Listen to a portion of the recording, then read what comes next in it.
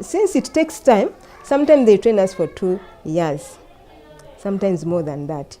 Sometimes they call us for refresher courses. The time given is enough. So they train us how we handle the parents. They train us as a chairperson, what you do as a chairperson in the school. They train what the treasurer is supposed to do. They train what the secretary is the head teacher in the school, what the secretary is supposed to do.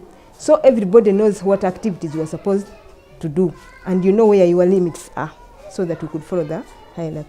Even the committees are also taught, the other members. So sometimes they call the chairpersons, the treasurers, and the secretaries. Sometimes they call the whole school management committee, and they give you lessons and tell you what you are supposed to do. So that one also has helped us a lot, that from madrasa, they train us. So once we come here, we take action, what they have taught us. And that one has helped us a lot to call the parents.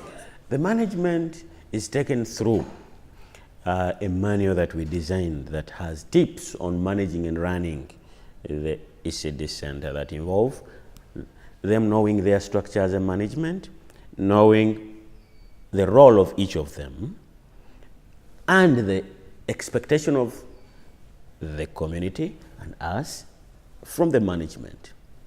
We shall train them all through their roles and how effectively they will do them. But our assessment is some kind of a checklist that we take on a quarterly basis. From the period of training throughout, we shall come to your ECD center, observe if it is about meetings. Have you had meetings? It is expected by standards that a management committee should sit 3 times a quarter, that is on a monthly basis. We come, you've held less than 3. Our scores are 3. It is 0, 1, 2, 3. You didn't hold a meeting, it is a 0. You held 1 meeting, you deserve a 1. You held 2 meetings, you deserve a 2. And you held 3, you'll now deserve a 3. So we shall give you a score as per your performance. We shall look at the meetings. Do you monitor the ECD center by the roles of this specific member of the management? Do you develop budgets for the ECD center? Because we trained you budgeting and planning for the ECD center.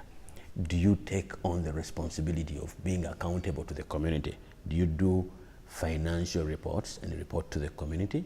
Do you convene community meetings? Do you engage the community in the activities of the center? So all these will be a checklist where we score each member of the management. And after the score, on a ledger basis, we shall report to them and tell them this is how you're faring. This is where the gap is. Make sure you improve for the community to graduate. Do not fail this community because of this area you're not taking being very important. They'll let you know why they're failing to do that. And you'll also put much more emphasis on where they find a challenge to help them ensure that all their roles are played as expected. And they will ensure that at the end of the 2 years, each of them should be supported. They support each other to ensure that nobody is below 75, because it is expected that out of a team of 9, at least 6 must have gotten 75. The other thing I also think we need an foresight is that most of the training initially was being done at the center here. I think we could, if we had done community-based trainings, we would have got a very bigger number of people who understood this program that we could manage from here. Because you have to bring here, give them lunch, give them transport, so on. But now we have started community-based trainings, which I think even more people are beginning to understand the program.